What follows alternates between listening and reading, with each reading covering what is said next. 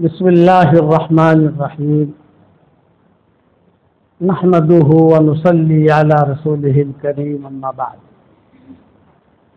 قال الله سبحانه وتعالى يا أيها الذين آمنوا كونوا أنصار الله كما قال عيسى ابن مريم للحواريين من أنصاري إلى الله قال الحواريون نحن أنصار الله فآمنت طائفة من بني إسرائيل وكفرت طائفة فأيدنا الذين آمنوا على عدوهم فأصبحوا ظاهرين صدق اللہ العظیم۔ قابل احترام بھائیوں، دوستوں اور بزرگوں، ایمانیات والی لائن، عبادات والی لائن، اخلاقیات والی لائن، معاشرت والی لائن، معاملات والی لائن، یہ 5 لائنیں ہیں۔ جب انسان کی زندگی میں 5 لائنیں ٹھیک ہو جائے گی تو پکا مومن شمار ہوگا۔ آج ہم مسلمان تو ہیں، مومن نہیں ہیں۔ ایمان مومن الگ ہے، مسلمان الگ ہے، فرق ہے دونوں میں۔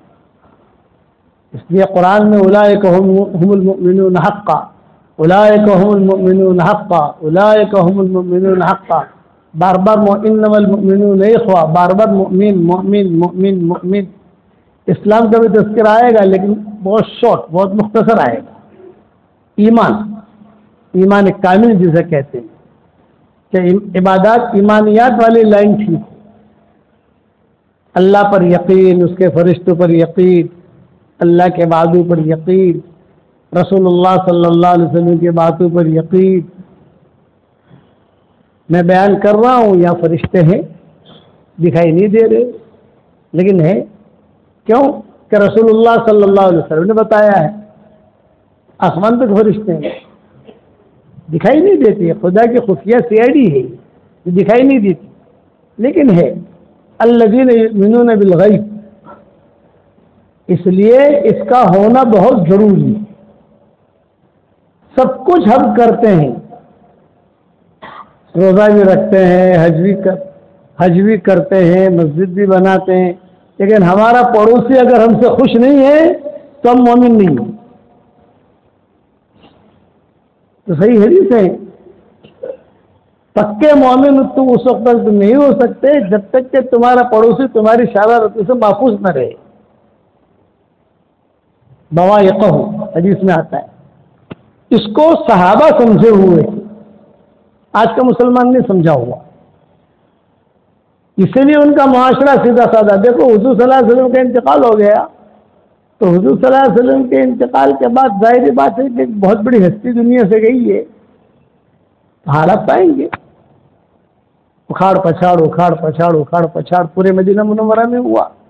کئی لوگوں نے ارتداد کا فیصلہ کیا، کئی لوگ مرتد ہو گئے، کہ بھی یہ نبی کیسا جو مر جائے، جہالت تھی۔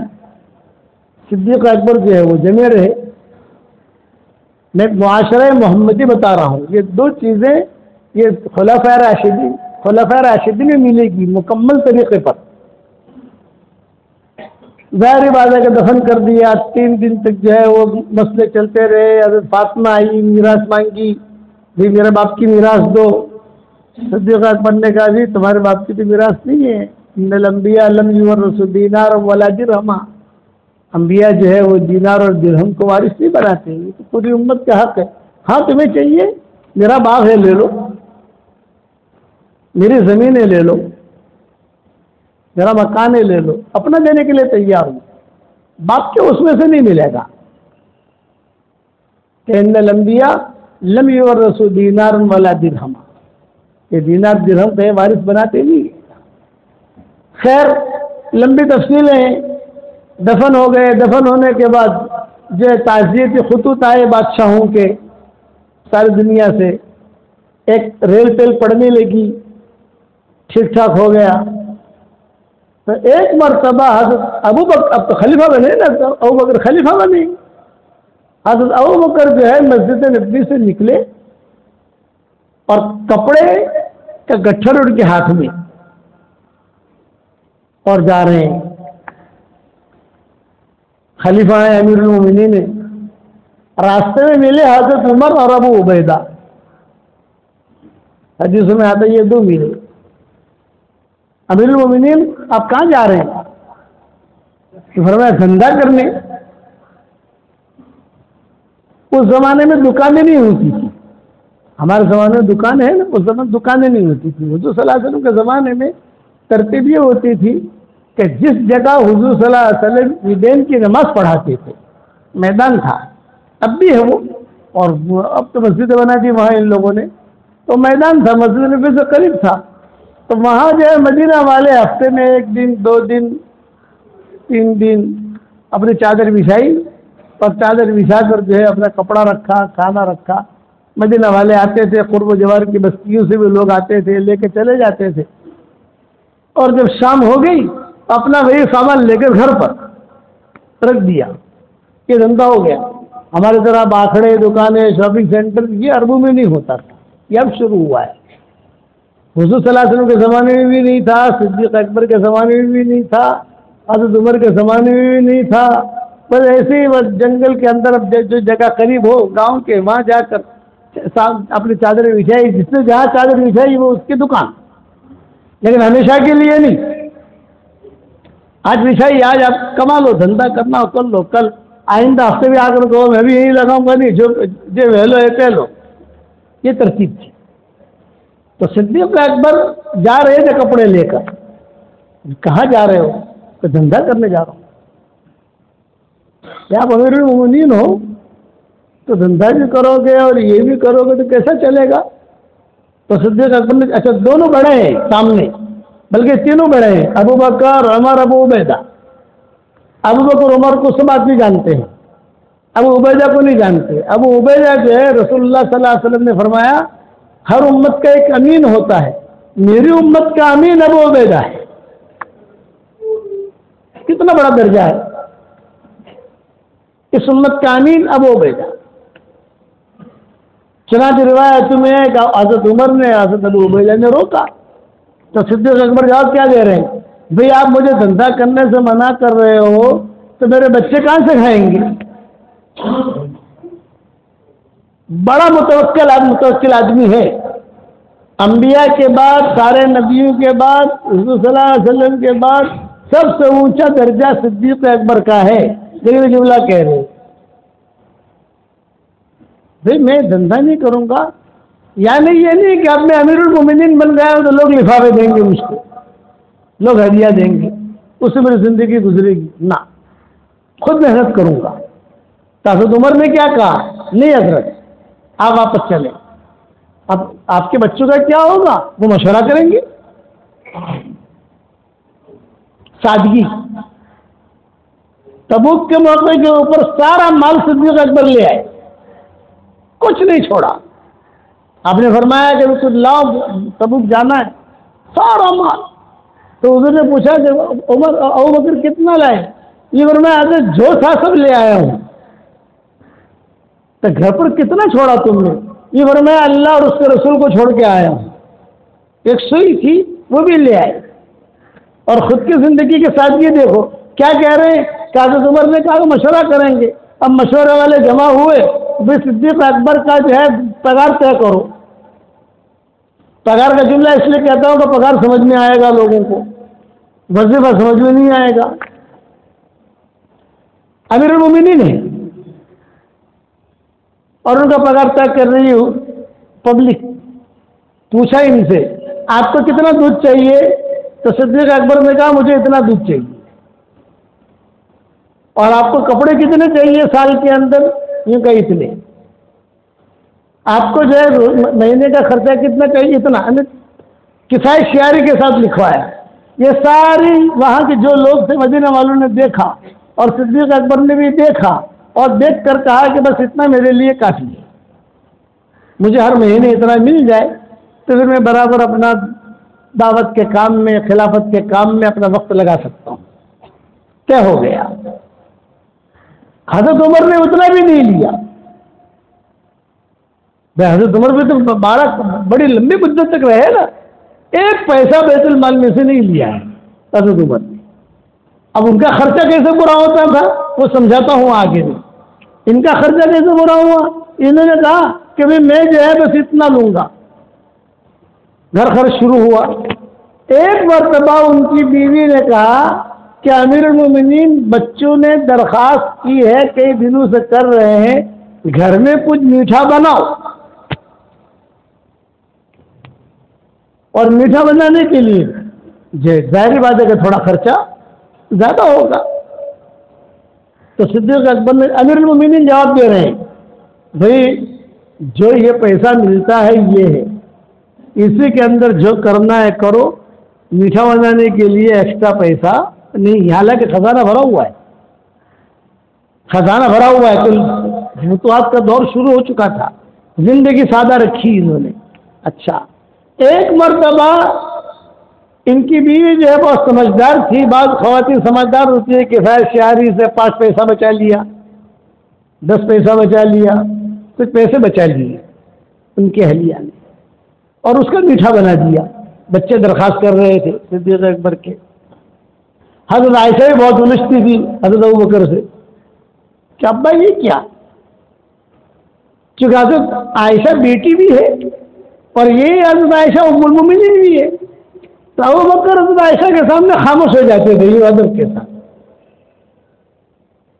اور کہتے تھے کہ تو میری بیٹی ہے وہ اپنی جگہ, لیکن تو ام المومنین ہے اس لیے تیرا مقام ہے. حضور نے تجھ پر اعتماد کیا ہے, میں کون بولنے والا ہوں. حضرت عائشہ کہتی تھی کہ ابو تھوڑا, تب ابوبکر کہتے تھے دیکھ بیٹا اس مسئلے میں مجھے مت چھیڑ, میں تو حضور کی جو ترتیب تھی اس ترتیب سے زندگی گزاروں گا. تو ایک مرتبہ ان کی بیوی نے کچھ پیسے جمع کر کے میٹھا بنا دیا. صدیق اکبر گھر میں آئے, دسترخوان پر میٹھا. ارے یہ میٹھا کہاں سے آیا بھائی؟ پھر کسی نے ہدیہ بھیجا کیا؟ نہیں. یہ ان کی بیوی نے کہ میں نے جو ہر مہینے میں جو خرچہ ملتا ہے 5 پیسہ 10 پیسہ 5 پیسہ 10 پیسہ یہ بچا کر, بچے کئی دنوں سے کہہ رہے تھے اور عائشہ بھی کہہ رہی تھی صاحب کہ کچھ میٹھا گھر میں بنے تو کچھ ہم بھی آویں کھانے کے لیے, یہ میں نے بنا. صدیق اکبر نے کہا اچھا لا بیت المال کا جو مدیر ہے اس کو بلاؤ. اسی وقت بیت المال کا جو مدیر تھا اس کو بلایا, جو دیتا تھا تنخواہ. ہر مہینے کتنے دیتے ہو تم مجھے یہاں ہمارے گھر میں؟ اتنا. یہ کہا کہ نہیں اب کم کر دینا, جب یہ 5 پیسہ 10 پیسہ بچا کر ہی میٹھا بن سکتا ہے تو مطلب کہ ہمارا خرچہ پورا ہو سکتا ہے بغیر میٹھے کے بھی. اب کم. تو مرتے دم تک انہوں نے وہ پیسے بھی کم کروا دیے. تو میں ایسا کہتی تھی کہاں میں نے میٹھے کی بات چھیڑی, ویسے کہاں میں نے میٹھے کی بات چھیڑی ہو, تو جو آتا تھا اس نے بھی کم کر دیا.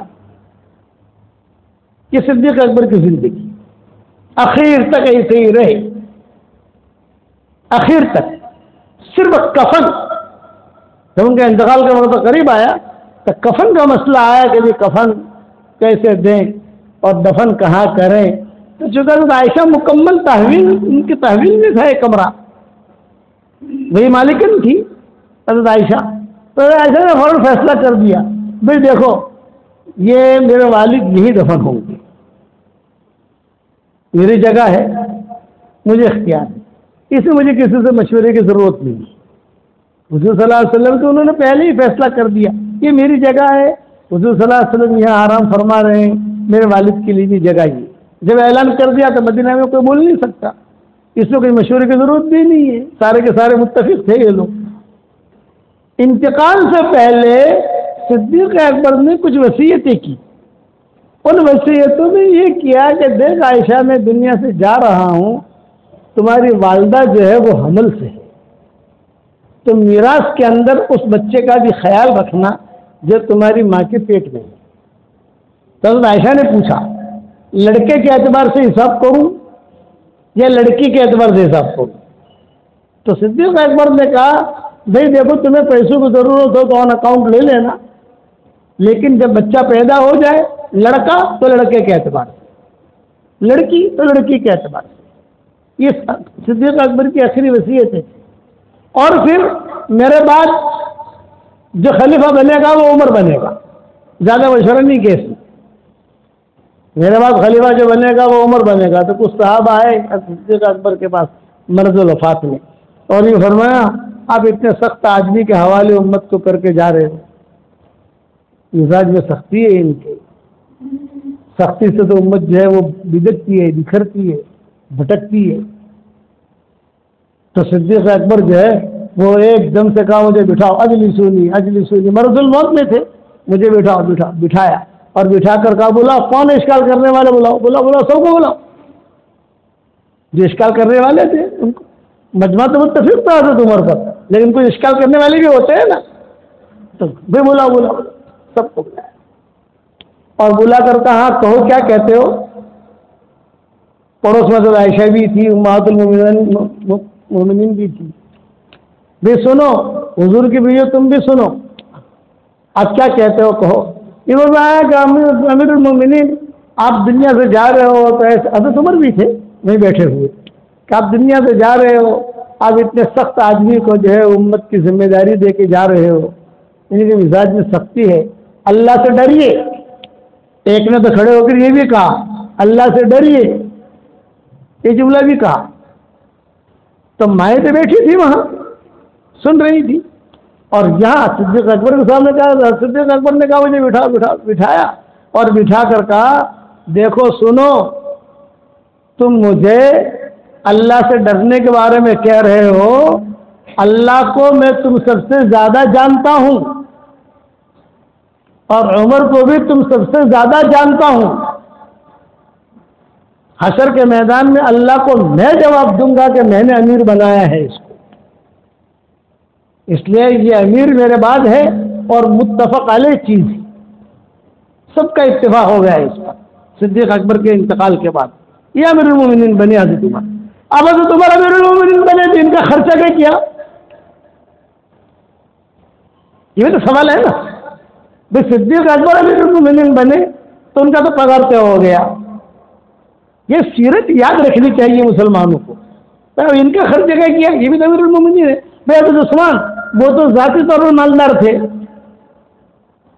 حضرت علی کے زمانے میں مسئلے اور کھڑے ہو گئے جو بھی ہوئے, لیکن حضرت عمر کے خرچے کا کیا؟ پوری زندگی انہوں نے ایک لال پیسہ ایک درہم بھی بیت المال میں سے نہیں کیا. حضرت عمر نے سیدھی سادی زندگی گزاری. عمرے پر جا رہے تھے حضرت عمر, روایتوں میں آتا ہے صحابہ بھی ساتھ تھے. جب امیر المومنین بنے تو ان کے دل میں آیا کہ جا کر میں عمرہ کراؤں, دعا مانگوں. جا رہے تھے, راستے میں جو ہے نہانے کی حاجت ہو گئی حضرت عمر کو. سفروں میں ہوتا ہے غسل کی حاجت ہو گئی. ٹھنڈی کا زمانہ اور ٹھنڈی وہاں بہت ہوتی ہے وادیوں کے اندر, جنگلوں میں. حضرت عمر نے ساتھیوں سے کہا بھائی مجھے تو حاجت ہو گئی ہے, اس لیے میں تو غسل کروں گا. اور جو ہے میری لنگی احرام کی حالت میں تھے, ایک اوپر ایک نیچے, تیسری چادر نہیں تھی ان کے پاس. تو حضرت عمر نے جو ہے غسل کیا, جو لنگی ناپاک ہوئی تھی اس کو دھویا اور وہ دھو کر سکھانے کے لیے رکھ دی, اور جو اوپر والی چادر تھی وہ پاک تھی, اس کے جو اظہار بنا, اس کو لنگی بنا دی اور بیٹھ گئے اپنے خیمے میں. یہ حدیث میں قصے آتے ہیں. صحابہ انتظار کر رہے ہیں. امیر المومنین جو ہے وہ نماز پڑھاتے تھے, یہ امیر المومنین یہ نماز پڑھائیں گے, نہیں آ رہے. تو ایک صحابی ہیں عمرو ابن عاص, یہ بھی سفر میں ساتھ تھے, یہ بھی بڑے صحابہ میں شمار ہوتے ہیں. حضرت عمرو ابن عاص آئے حضرت عمر کے پاس اور کہا کہ حضرت مجمع انتظار کر رہا ہے. حضرت عمر نے کہا بھائی مجھے پتا ہے مجمع انتظار کر رہا ہے, فجر کی نماز مجھے پڑھانی ہے, لیکن یہ میری جو اوپر والی چادر ہے نا یہ ناپاک ہو گئی تھی تو وہ تو میں نے دھو دی ہے, اب تھوڑی سردی ہے, جلدی سوکھ نہیں رہی ہے. میں کوشش کرتا ہوں تھوڑی سی ہلکی پڑے, تھوڑا سا یعنی ٹپکنا پپکنا بند ہو جائے, تھوڑا سا پھر میں اوڑھ کر نماز پڑھاؤں. اس لیے کہ جو چادر پاک تھی وہ میں نے لنگی بنا لی ہے اس کی, اور اس کو میں نے دھو کر سکھانے سے دیکھو سامنے سوکھ رہی ہے. اور ایسے ہی بیٹھے ہوئے حضرت عمر امیر المومنین ہیں, آدھی دنیا کے مالک ہیں, آدھی دنیا تک ان کی حکومت پہنچ چکی تھی. حضرت عمر کے زمانے میں آدھی دنیا فتح ہو گئی تھی, اسلام کے ریل کیل شروع ہو گئی تھی, اور زندگی یہ ہے.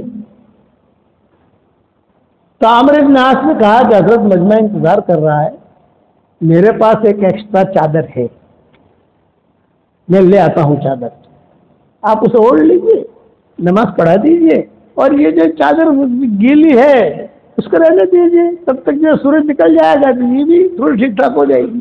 حضرت عمر نے کہا کہ ہاں یہ بات تو ٹھیک ہے تمہاری, لاؤ چادر لاؤ.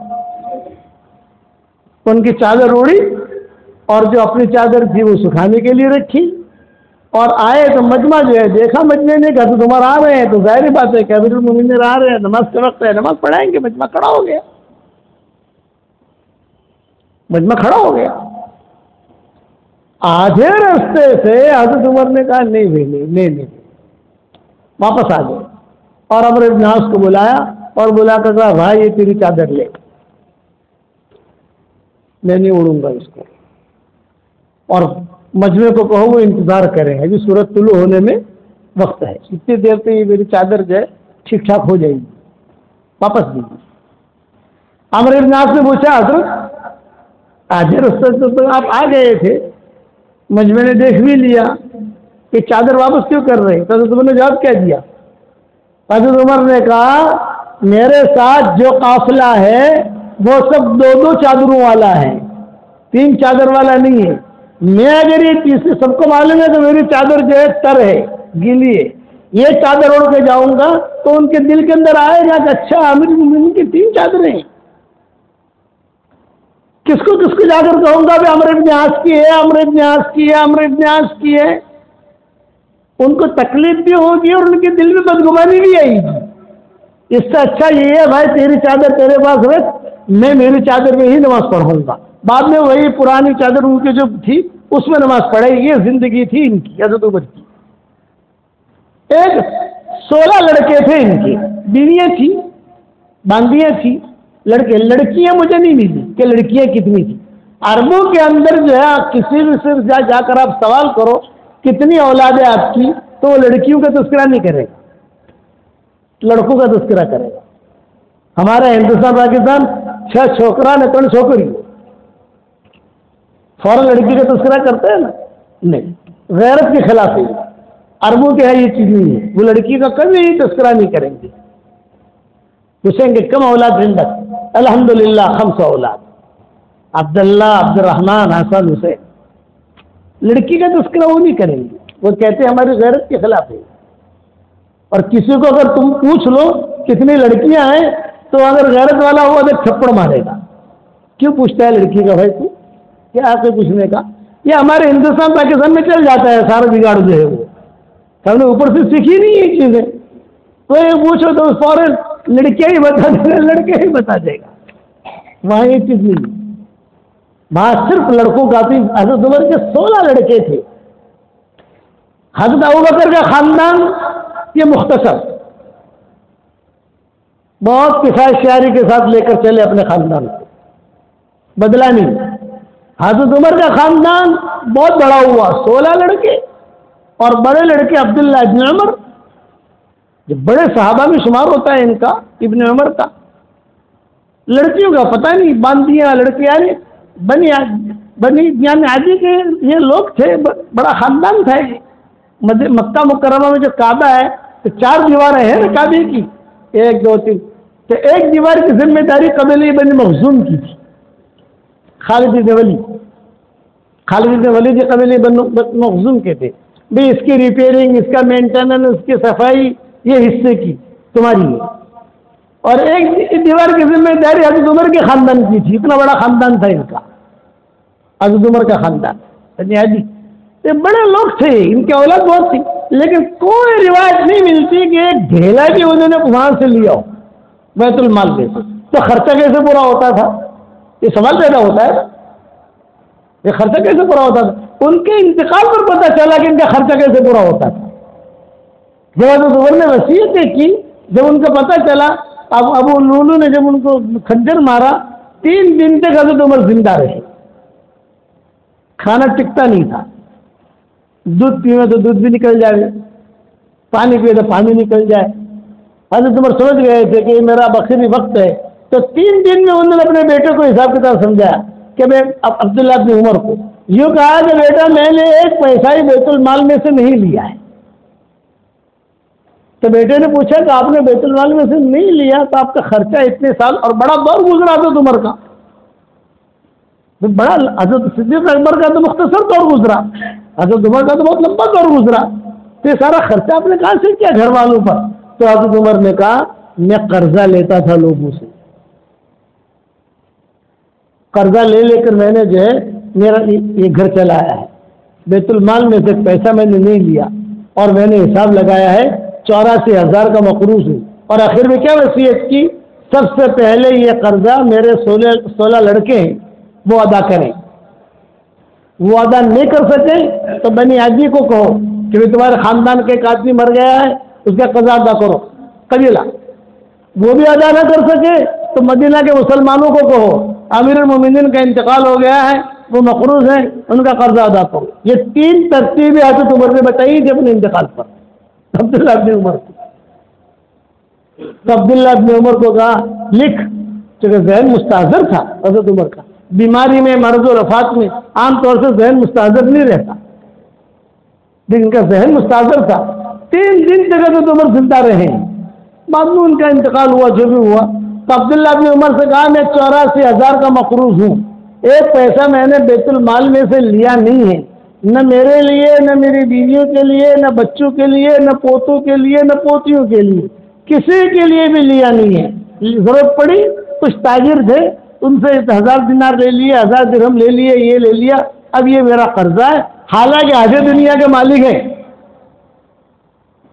آدھے دنیا پر حکومت کرتے تھے حضرت عمر، اور ان کے زمانے میں ہمارے یہاں بھروچ میں اسلام آ گیا تھا، کیرلا میں آ گیا تھا، کیرلا بھروچ تھانہ، ان کے قافلے جو چلے حضرت عمر کے، بھروچ تک بھی لوگ پہنچے، تھانہ تک بھی آئے، اور وہاں کیرلا بھی پہنچے۔ اتنا اللہ تعالی نے ریل پل دی تھی، کسرا قیصر کے خزانے آ گئے، ان کی باندیاں آ گئی ان کے زمانے میں، حضرت عمر کے زمانے میں 53 من سونا آیا ہے، 53 من سونا حضرت عمر کے زمانے میں۔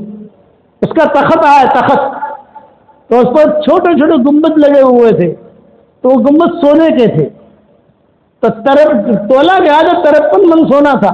اس کا قالین آیا کسرا کا، 2.5 ایکڑ لمبا تھا،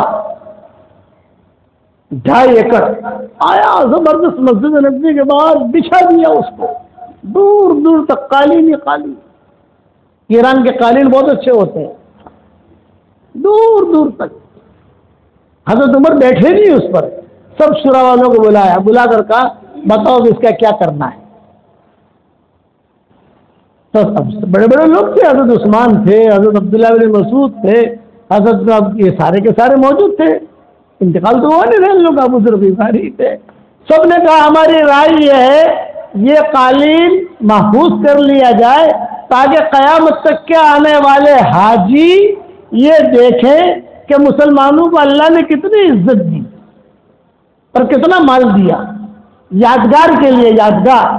حضرت عمر نے کھڑے کھڑے کہا یہ گناہ کی یادگار ہے، اس قالین پر زناکاریاں ہوئی ہیں، اس قالین پر شرابیں پی گئی ہیں، اس قالین پر مسلمان اور اسلام کے خلاف پروگرام تیار ہوئے ہیں، یہ گناہ کی یادگار ہے، اور عمر گناہ کی یادگار کو رکھ نہیں سکتا، ٹکڑے کرو اور ٹکڑے کر کے سب نے تقسیم کرو۔ اتنا مالا اور خود کی زندگی ہے۔ 53 من سونا آیا، اس کا تاج آیا کسرا کا، وہ تاج بھی سونے کا تھا۔ تو ایک دیہاتی صاحبی تھے، انہوں نے کہا ارے یہ اس کی وجہ سے یہ غرور کر رہا تھا، یہ کہہ کر فٹ بال کی طرح ایک لات ماری، فٹ بال کی طرح مارتا ہے، ایک لات ماری سب کے سامنے۔ تو کسی دوسرے نے کہا ارے کسرا کا تاج ہے، تو فرمایا ہاں میں جانتا ہوں کسرا کا تاج ہے، اسی نے تو دھوکے میں رکھا تھا، یہ کہہ کر دوسری لات ماری۔ خود کی زندگی سیدھی سادہ رکھی، سارا قرضہ جو ہے سارے مسلمانوں نے مل کر معاف کر دیا۔ یہ مختصر میں نے تاریخ بتائی ہے حضرت عمر کی، صدیق اکبر کی۔ زندہ رہا اور آئندہ جمعہ یہاں رہا تو انشاءاللہ تھوڑا سا اور سمجھاؤں گا کہ کیسے ترتیب تم کی زندگی گزارنی.